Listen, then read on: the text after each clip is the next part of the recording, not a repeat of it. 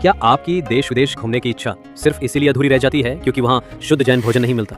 लेकिन अब चिंता की कोई बात नहीं। एनएफटीटी वर्ल्ड लेकर आया है आपके लिए ऐसे टूर पैकेज जहां मिलेगा हर जगह शुद्ध जैन भोजन की सुविधा, वो भी संपूर्ण आरामदायक यात्रा के साथ। भारत में केरल, नॉर्थ ईस्ट, शिखर जी, तीर्थंकर कल्याणक यात्रा, हिमाचल, उत्तराखंड। आगामी टूर की बुकिंग अब शुरू हो चुकी है। अपनी सीट आज ही सुरक्षित करें। आचार्य परंपरा के गौरव राष्ट्रसंत मुनि पुंगव श्री श्री 108 सुधा सागर जी महाराज के चरणों में नमस्तु नमस्तु नमस्तु।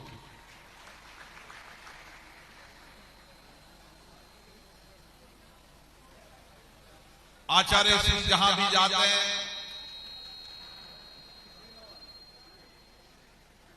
जिस नगर से गुजरते हैं, जिस शहर जिस गांव ढानी के अंदर निकलते हैं, वह सारा क्षेत्र धर्ममय हो जाता है। गुरु के चरणों की उस माटी से ही उस क्षेत्र की जनता में आध्यात्मिक धर्म संस्कृति की नैतिकता का प्रभाव हो जाता है। आज प्रमोशन पर्व के उस अवसर पर देश भर से आए इस 32वें श्रावक संस्कार शिविर में सभी भक्तों को भी मैं प्रणाम करता हूं।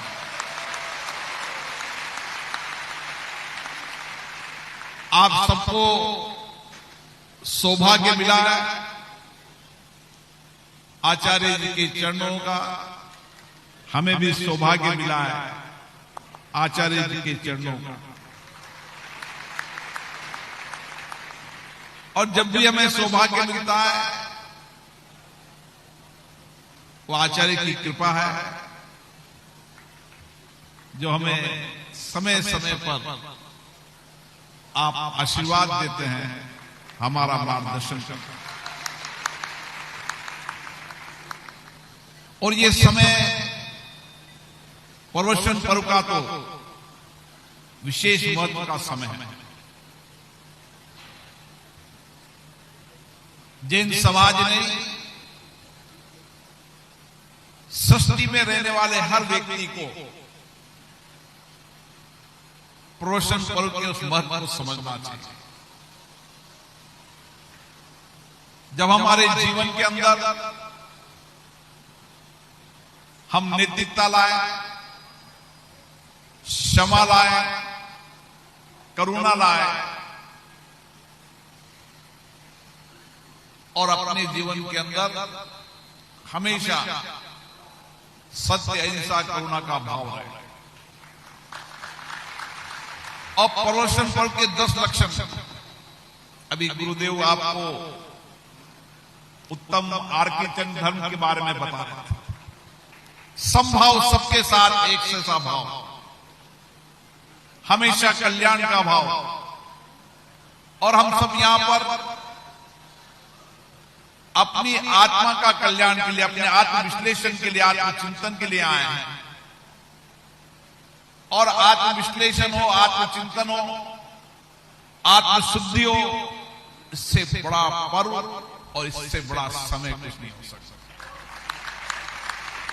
और उसके बाद क्षमा, क्रोध, मोह, लोभ सब त्याग कर, कितना भी क्रोध हो, आंतरिक क्रोध हो, ब्राह्म क्रोध हो, भौतिक जीवन हो, भौतिक जीवन में जो कुछ भी हमारे से गुजरता है उसका त्याग हो। त्याग जीवन के हर संस्कार में हो और क्षमा जीवन में होगा, वो व्यक्ति ही गुरुओं के चरणों में होगा। और इसीलिए भगवान महावीर के विचार आज देश में, आज दुनिया के अंदर यथार्थ है। तीर्थंकर भगवान महावीर जी ने कहा था, सत्य, अहिंसा, शांति ही दुनिया का संदेश है। और आज दुनिया के अंदर अहिंसा और शांति ही दुनिया के लिए संदेश है, उस समय भगवान महावीर जी ने कहा।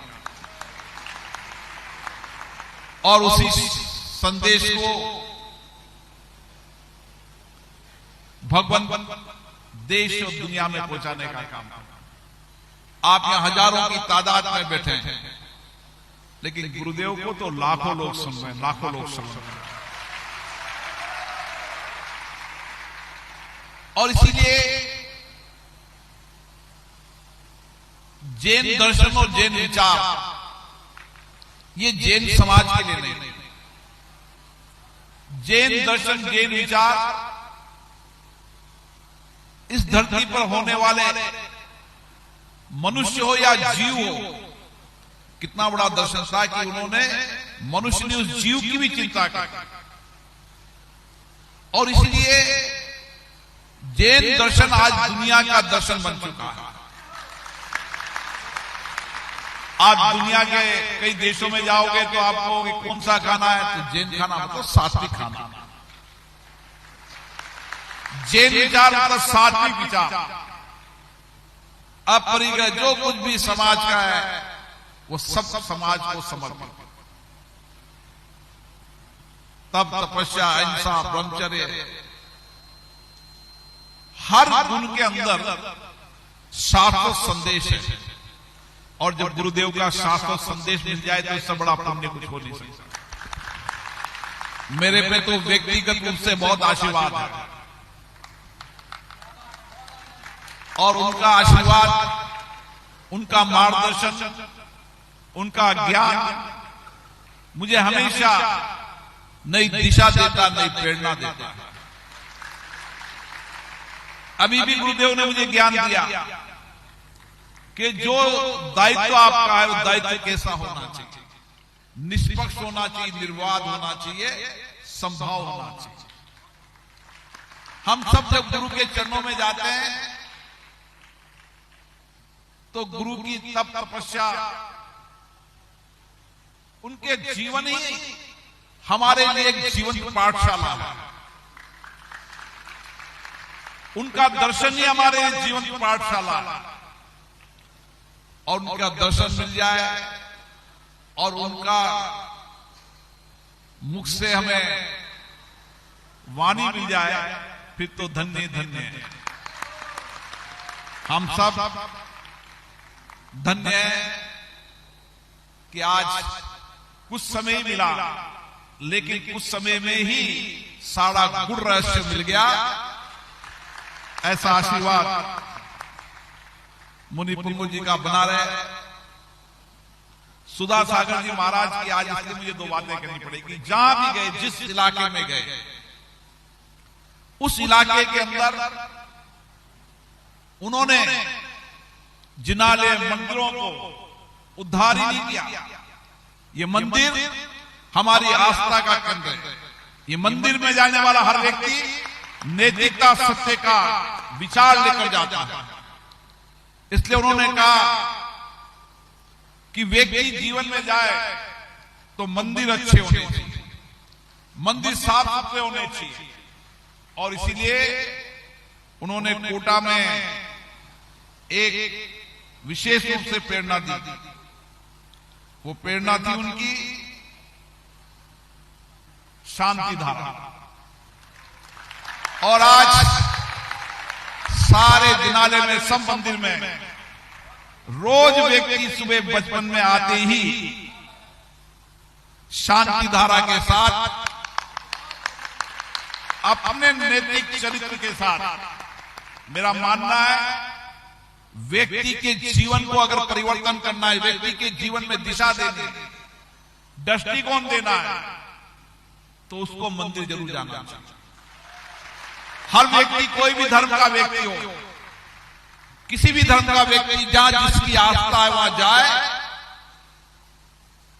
ये आस्था के केंद्र हमको जीवन में नैतिकता, सत्य और हमेशा हमें प्रेरणा देते हैं।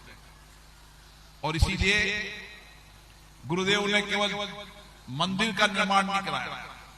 गुरुदेव जहां भी गए उन बेटे बेटियों के लिए अच्छे विद्यालय हो, कोटा में बालिका छात्रावास जहां बालिकाएं जाती है तो उनको संस्कार मिलते, विचार मिलते, गौशालाएं, औषधालय, वृद्ध आश्रम, श्रावक आश्रम, उनके जीवन के अंदर सामाजिकता, समाज का धन समाज को अर्पित, समाज के सबसे वंचित गरीब व्यक्ति को जीवन बदलने का उनका संकल्प केवल ज्ञान से नहीं, सामाजिक सरोकार के माध्यम से भी उन्होंने लाखों लोगों के जीवन को परिवर्तन करने का काम किया। लाखों लोगों के जीवन में जिस यहां से गुजरे, जिस क्षेत्र में गुजरे, उस क्षेत्र में नैतिकता, सत्य और चरित्र के निर्माण के लिए उनका ज्ञान, उनका जीवन हम सबके लिए पाठशाला है। रोज नया शिक्षण, प्रशिक्षण, जैसे शिक्षा की रोज आवश्यकता होती है, रोज अगर आपको जीवन भर शिक्षक रहना है, जीवन भर अगर सीखना है तो रोज पढ़ना आवश्यक है। उसी तरीके से रोज अगर जीवन में नैतिकता, सत्य और सही मार्ग पर चलना है तो रोज गुरुदेव के वाणी को सुनो, आप सत्य के मार्ग पर चलो। हमारे जीवन की दिनचर्या का हिस्सा बने। हम मंदिर के बाद उस समय आचार्य श्री, जितने भी आचार्य श्री हैं उनके प्रवचन को सुने। भगवत आचार्य विद्यासागर जी ने इस देश को, दुनिया को जो संदेश दिया वो हम सबके जीवन में प्रेरणा है। उनकी तप तपस्या, उनका साथ जीवन आज भी देश और दुनिया के अंदर उन्होंने भारत के हर क्षेत्र के बारे में, भारत के हर विचार के बारे में, भारत की हर संस्कृति के बारे में, भारत के हर आध्यात्म के बारे में जो विचार व्यक्त किया वो हम सबकी प्रेरणा है। मैं पुनः गुरुदेव के चरणों में त्रिकाल नमस्तु नमस्तु नमस्तु, सभी मूर्णों संघों के चरणों में वंदन वंदन, और आपके चरणों में भी वंदन, क्योंकि आपको भी गुरु जी का सानिध्य मिल रहा है। जय जिनेंद्र। परम पूज्य गुरुदेव से प्रार्थना करूंगा हमें सबको इस अवसर पर आशीर्वचन प्रदान करें, खासकर लोकसभा अध्यक्ष जो आपके परम भक्त हैं उनके लिए आशीर्वाद की मैं पूरी धर्म सभा की ओर से प्रार्थना करूंगा।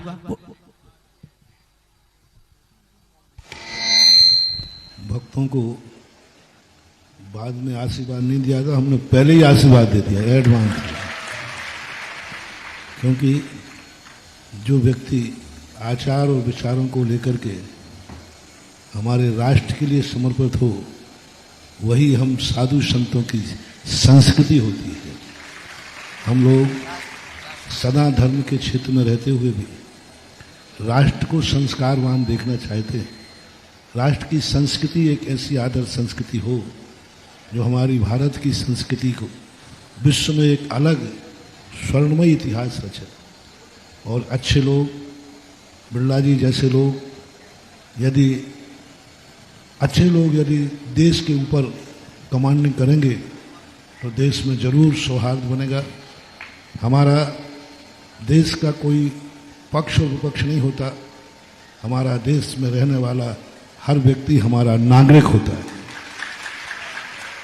और जब नागरिक की विहंगम दृष्टि हम डालते हैं तो वह पदों पर, ऐसे पदों को हमारे कानून ने स्थापित किया जिन पदों पर बैठने वाले की ऐसी विहंगम दृष्टि होती है।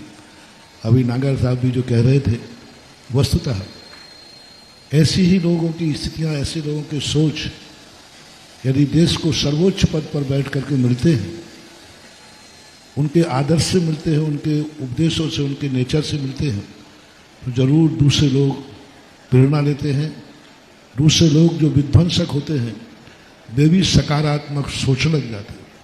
नेता यदि सकारात्मक है तो प्रजा भी सकारात्मक हो जाती है। यही मेरा पूरे भारत सरकार को भी सबके लिए आशीर्वाद है कि हमारी भारतीय संस्कृति, हमारे पूज्य आचार्य महाराज जितने अध्यात्म के संत शिरोमणि थे, वहीं वो राष्ट्र शिरोमणि भी थे।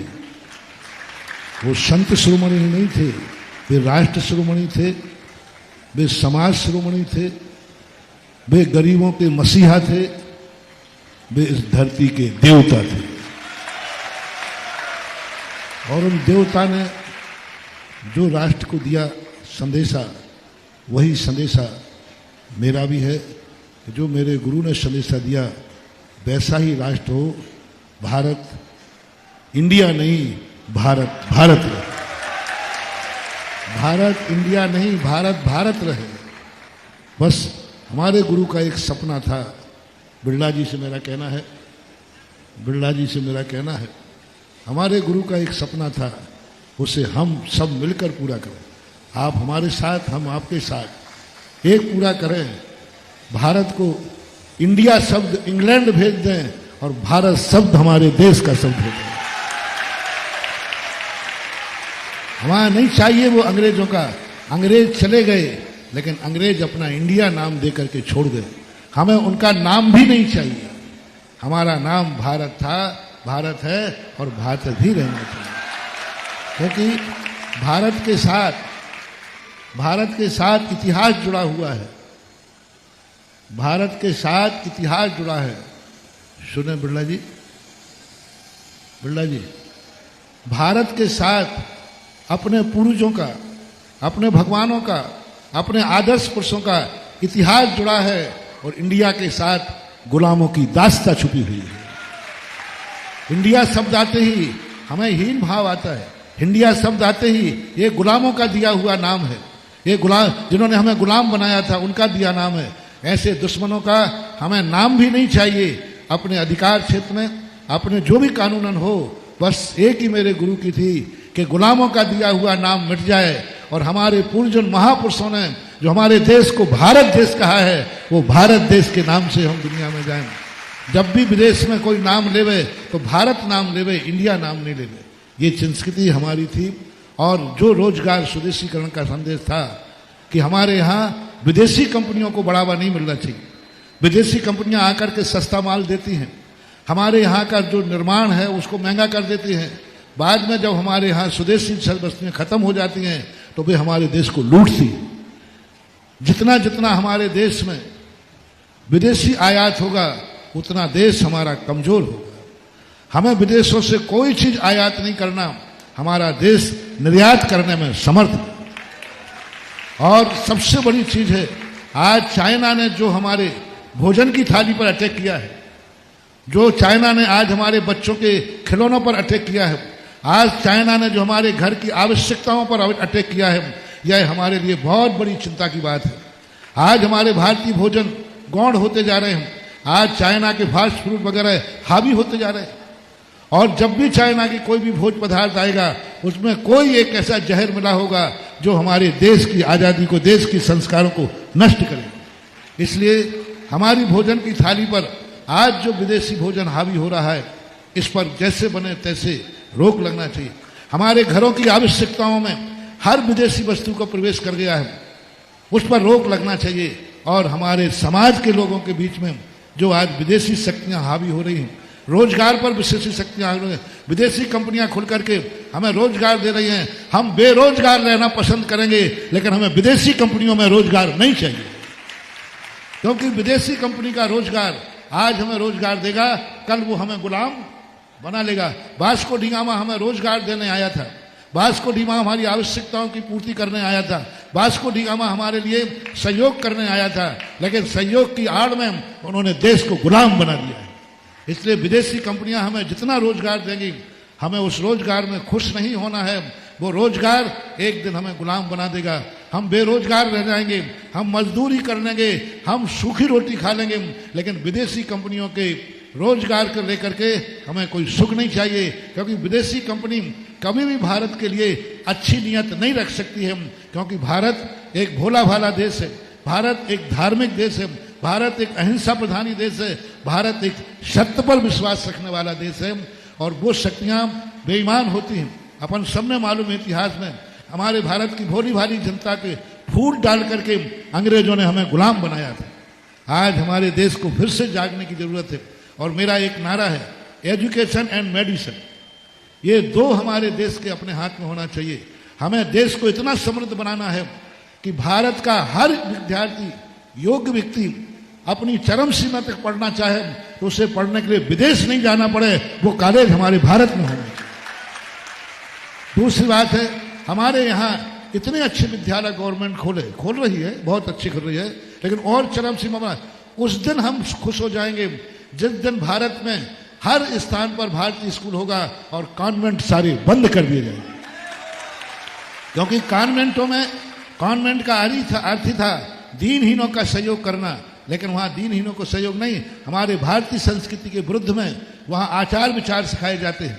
इसलिए हमें जब तक अंग्रेज चले गए, जब तक भारत से कॉन्वेंट नहीं जाएंगे, तब तक हमारी युवा पीढ़ी अपने देश के लिए समर्पित नहीं हो पाएगी। इसलिए हमें कॉन्वेंट को हमें हटाना नहीं है, हमें इतने अच्छे विद्यालय खोलना है कि हमारा हर व्यक्ति अपने विद्यालय में पढ़े। और ये हम समाज को भी कहता हूँ, हर समाज को कहता हूँ, जैन समाज को कहता हूँ, अच्छे प्राइवेट विद्यालय इतने अच्छे खोलो जब ही तुम्हारा विद्यालय अच्छा माना जाए। एक कॉन्वेंट खुल जाता है, हमारे आदर्श विद्या मंदिर का स्कूल बंद हो जाता है। एक कॉन्वेंट खुल जाता है, हमारा जैन वर्धमान स्कूल बंद हो जाता है। एक कॉन्वेंट खुल जाता है, हमारे देसी स्कूल बंद हो जाते हैं। क्यों ना अपन ऐसा स्कूल खोलें कि जहां एक भारतीय स्कूल खुल जाएगा वहां कॉन्वेंट बंद हो जाएगा, वहां विदेशी शक्तियां बंद हो जाएंगी। तो ये हमारे लिए सीखना है। और दूसरा, मेडिसिन। आज हमें इतना समृद्ध होना है कि हमारे हर बीमारी की दवाई भारत में होना चाहिए। हमें बीमार व्यक्ति विदेशों में शरण नहीं लेना चाहिए। यही मेरा राष्ट्र के नाम संदेश, यही सरकार के नाम संदेश, यही बिरला जी आदि आगर नागर वगैरह सबके लिए है कि इस आवाज को अपने देश में बुलंद करें, जिससे हमारे पूज्य गुरुदेव ने शुरुआत की थी, महावीर भगवान। राष्ट्र संत मुनि पुंगव 108 सुधा सागर जी महामुनिराज के चरणों में नमस्तु तो नमस्तु। राष्ट्र संत ने अभी राष्ट्र के नाम संदेश दिया।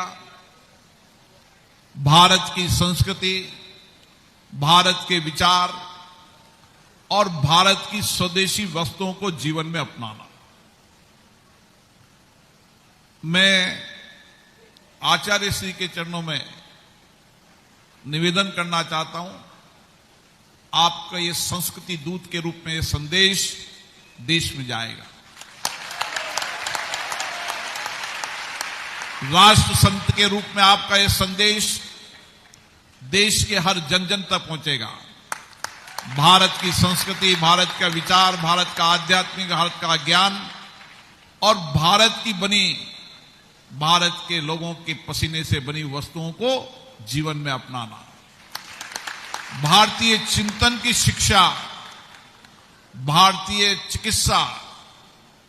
मैं आचार्य श्री के चरणों में नमन करता हूं। आपके विचार अद्भुत हैं। आपके विचार इस राष्ट्र की संस्कृति, इस राष्ट्र के आध्यात्मिक ज्ञान, राष्ट्र के अंदर बनी अपनी स्वदेशी वस्तुएं, शिक्षा, चिकित्सा, निश्चित रूप से हम आत्मनिर्भर बनेंगे, हम विकसित बनेंगे आप जैसे संतों के विचारों के कारण। पुनः नमस्तु नमस्तु नमस्तु। 90% बिरला जी उपवास करेंगे कल, निर्जल कल, और आज का उपवास बैठ जाए। अब जो लोग आहार को जाएंगे, अभी ये 10 दिन से पूरे भारत के, दक्षिण भारत, उत्तर, पूरे भारत के प्रांत के बच्चे सब लोग हैं। 8 वर्ष से लेकर 86 वर्ष तक का व्यक्ति एक क्लास में एक विषय और एक समान साधना कर रहा है। 8 साल का बच्चा और 86 साल के बूढ़े दोनों एक टाइम भोजन कर रहे हैं, रात में मौन रहते हैं। और ये सारे जितने हजारों शिवरात्रि हैं सब भिक्षा से भोजन कर रहे हैं। जैसे रामचंद्र जी वगैरह भिक्षा से भोजन करते थे, अभी ये सब जाएंगे शहर में, भिक्षा से भोजन करेंगे। इनका कहीं भोज नहीं है, सामूहिक भोजन नहीं है। पूरे शिवरात्रि अभी शहर में वितरित हो जाएंगे और भिक्षा से भोजन करेंगे। जो इनको भिक्षा में मिलेगा वही भोजन करेंगे। ये 10 दिन से कर रहे हैं आज भी, और मौन पूर्वक जाएंगे, मांगेंगे नहीं, याचना नहीं करेंगे। अभी देखना मौन लें सभी।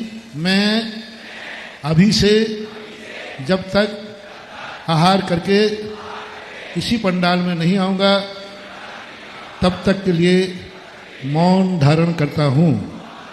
कायेश्वर